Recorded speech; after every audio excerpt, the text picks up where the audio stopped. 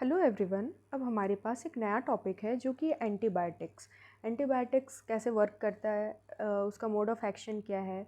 ये हो सकता है एग्ज़ाम में आ जाए, तो लॉन्ग में आ जाए या शॉर्ट में आ जाए, तो हम लोग ये भी टॉपिक कंप्लीट कर लेते हैं। एंटीबायोटिक एक टाइप का एंटी माइक्रोबियल सब्सटेंस है जो कि बैक्टीरिया के अगेंस्ट एक्टिव होता है। ठीक है, बैक्टीरिया के अगेंस्ट वर्क करता है। ये most important type of antibacterial agent है जो बैक्टीरियल इन्फेक्शन से फाइट करने में हेल्प करेगा। Antibacteria are a class of antimicrobial agents that are used to treat bacterial infection। ये हमें बैक्टीरियल इन्फेक्शन से ट्रीट करने में हेल्प करता है। ठीक है, नेक्स्ट हम लोग समझते हैं इसका क्लासिफिकेशन क्या है।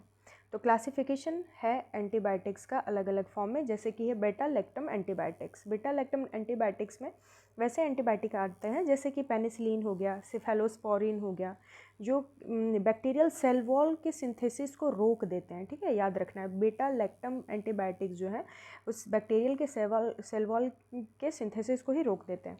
दूसरा है मैक्रोलाइड एंटीबायोटिक्स, जिसके अंदर आता है इरेथ्रोमाइसिन और एजिथ्रोमाइसिन, जो कि प्रोटीन सिंथेसिस को रोक देता है। ठीक है, इरेथ्रोमाइसिन और एजिथ्रोमाइसिन ये प्रोटीन के सिंथेसिस को ही रोक देता है। नेक्स्ट हमारे पास आता है फ्लोरोक्विनोलोन एंटीबायोटिक, जिसमें आएगा सिप्रोफ्लॉक्सासिन और लेवोफ्लॉक्सासिन। ये वर्क करेगा डीएनए के रेप्लिकेशन को रोकने में बैक्टीरिया के अंदर। तो ये आपको ना फंक्शन याद करते जाना है कि कौन सा, जैसे बेटा लैक्टम के बारे में याद रखना है कि वो सेल वॉल को नहीं डेवलप होने देता है। उसके बाद मैक्रोलिड जो है वो प्रोटीन सिंथेसिस नहीं होने दे रहा है। और फ्लोरोक्विनिलॉन जो है वो डीएनए के रेप्लिकेशन को नहीं होने दे रहा है। अमीनोग्लाइकोसाइड एंटीबायोटिक होता है, ये प्रोटीन सिंथेसिस को रोक देता है बैक्टीरिया के अंदर, जिसका एग्जांपल है जेंटामिसिन और टोब्रामाइसिन। ठीक है, अब केमिस्ट्री क्या है एंटीबायोटिक का। पहला है बेटा लैक्टम रिंग प्रेजेंट होता है इसमें। ये इसलिए प्रेजेंट होता है ताकि एंटीबैक्टीरियल एक्टिविटी वहाँ पे हो सके। अमीनोग्लाइकोसाइड्स एक अमीनोसाइटोल रिंग अमीनो शुगर जो है वो अमीनोसाइटोल रिंग के साथ लिंक्ड होता है, जैसे कि स्ट्रेप्टोमाइसिन हो गया, जेंटामाइसिन हो गया। इसमें नेम्स थोड़े टफ हैं, पर एंटीबायोटिक्स में ये करना पड़ेगा। टेट्रासाइक्लिन्स की बात करें तो बैक्टीरियल प्रोटीन सिंथेसिस जैसे कि टेट्रासाइक्लिन और डीऑक्सीसाइक्लिन की सिंथेसिस को रोकता है, प्रोटीन सिंथेसिस को रोकता है। क्विनिलोन्स यहाँ पे इन बैक्टीरियल वॉल डीएनए रेप्लिकेशन जैसे कि सिप्रोफ्लॉक्सासिन, लेवोफ्लॉक्सासिन, ये कुछ हैं केमिस्ट्री एंटीबायोटिक्स के। ठीक है, अब की एस्पेक्ट क्या है कि एंटीबायोटिक केमिस्ट्री के। पहला है नेचुरल सोर्स। कुछ ऐसे एंटीबायोटिक्स हैं जो कि नेचुरली प्रोड्यूस होते हैं किसी बैक्टीरिया से, फंगी से या फिर एक्टिनोमाइसेट्स से। सेमी सिंथेटिक मॉडिफिकेशन क्या है बैक्टीरिया में। सेमी सिंथेटिक मॉडिफिकेशन में होता है कि नेचुरली ऑकरिंग है, जैसे कि पेनिसिलिन, सिफेलोस्पोरिन और कार्बाप्यूमाइंस।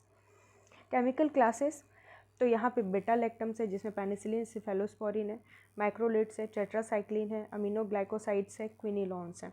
ये केमिकल क्लासेस हैं एंटीबायोटिक्स के। लगभग आपको एक जैसा लगेगा, बस नाम आप याद कर ले एक बार और उसके क्लासिफिकेशन को। मैकेनिज्म ऑफ एक्शन क्या है। एंटीबायोटिक्स बैक्टीरिया के प्रोसेस जैसे कि सेल वॉल सिंथेसिस हो गया, प्रोटीन सिंथेसिस हो गया, डीएनए रेप्लिकेशन हो गया, मेटाबॉलिज्म, इसको डिसरप्ट कर देता है। अब ये एंटीबायोटिक काम ही तो तभी करेगा ना जब वो उसके पूरे के पूरे मेटाबॉलिज्म को ख़त्म कर दे। ठीक है, डीएनए रेप्लिकेट ना होने दे, प्रोटीन सिंथेसिस को रोक दे। तो यही है मैकेनिज्म ऑफ एक्शन एंटीबायोटिक का।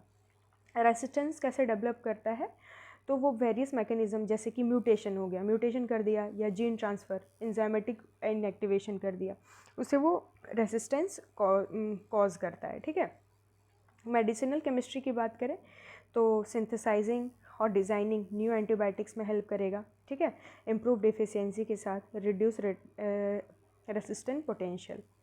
इसका डायग्राम हम लोग देख लेते हैं, जैसे कि ये एक स्ट्रक्चर दिख रहा है, बैक्टीरियल वॉल दिख रहा है।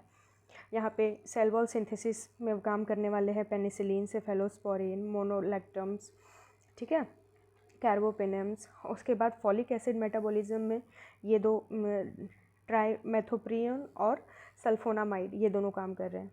उसके बाद प्रोटीन सिंथेसिस को जो रोक रहा है उसमें क्रोएम्पीफेनिकॉल, माइक्रोलेट्स और ऑक्जेलोडिनोम्स काम कर रहे हैं। प्रोटीन सिंथेसिस में फिर अम्मोग्लाइकोसाइड्स, टेट्रोसाइक्लिक्स उसके बाद membrane structure, cell wall membrane के स्ट्रक्चर को जो चेंज कर रहा है वो पॉलीमर्जिन्स और एम्फोटेरिन्स हैं। न्यूक्लिक एसिड में क्विनिलोन्स और फ्लोरोगुनोलोन्स हैं जो ऐसे काम कर रहे हैं। ठीक है, तो ये डायग्राम, और भी अच्छा डायग्राम अगर आपको मिले आप सर्च करना गूगल पे कि एंटीबायोटिक के मैकेनिज्म और एक्शन का कोई डायग्राम, और अच्छा मिले तो आप और अच्छा भी बना सकते हो। ठीक है, मोड ऑफ एक्शन देखते हैं।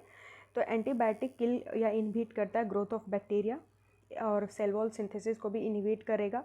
जैसे बेटा लैक्टम आया, वो पेनिसिलिन बाइंडिंग प्रोटीन PBPS जो कि बैक्टीरियल सेल वॉल में होता है, वहाँ पे आके वो पेप्टिडोग्लाइकन जो उसका सेल वॉल है उसके सिंथेसिस को रोक देता है। तो क्या होता है ना, बैक्टीरिया का जब सेल वॉल ही डिसरप्ट हो गया तो उसका शेप मेंटेन नहीं रह पाएगा, जैसे मैंने यहाँ लिखा है कि उसका शेप मेंटेन नहीं रह पाएगा और शेप लाइसिस हो जाएगा सेल का। एग्जाम्पल यहाँ लिखा हुआ है। उसके बाद सेकेंड प्रोसेस में क्या करता है, पहला तो इनहिबिट कर दिया सेल वॉल को, दूसरा इनहिबिट कर देता है प्रोटीन सिंथेसिस को। मैक्रोलेड अमीनोग्लाइकोसाइड जो है वो बैक्टीरियल राइबोसोम में जाकर वर्क करेगा, मतलब वहाँ पे बाइंड करेगा। उसके बाद प्रोटीन और एसेंशियल जो बैक्टीरियल ग्रोथ के लिए जो एसेंशियल सब्सटेंस है जैसे टेट्रासाइक्लिन ये वगैरह हो गया, उसके सिंथेसिस को रोक देगा, इनहिबिट कर देगा। Inhibition of DNA replication, protein replication रोकने के बाद अब वो DNA रेप्लिकेशन पे भी वर्क करेगा। जैसे DNA गायरेज, ट्रोपो आइसोमेरेज, इन सब के साथ जब वो बाइंड करेगा तो वो बैक्टीरियल DNA रेप्लिकेशन को रोक देगा। ठीक है, जैसे कि क्विनिलोन्स क्या कर रहा है, DNA गायरेज इनहिबिट कर रहा है और रिम्फामिन जो है वो RNA पॉलीमरेज को इनहिबिट कर रहा है। उसके बाद सेल मेम्ब्रेन डिसरप्ट हो जाएगा।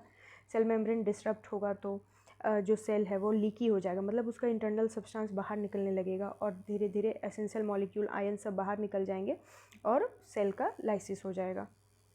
उसके बाद है एंटी मेटाबोलाइट एक्टिविटी, जैसे मेटाबॉलिक पाथवे बंद हो गया, फॉलिक एसिड सिंथेसिस बंद हो गया, DNA RNA प्रोडक्शन बंद हो गया।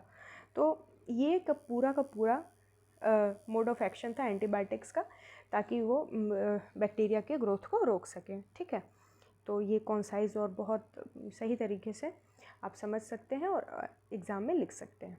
ठीक है, थैंक यू सो मच।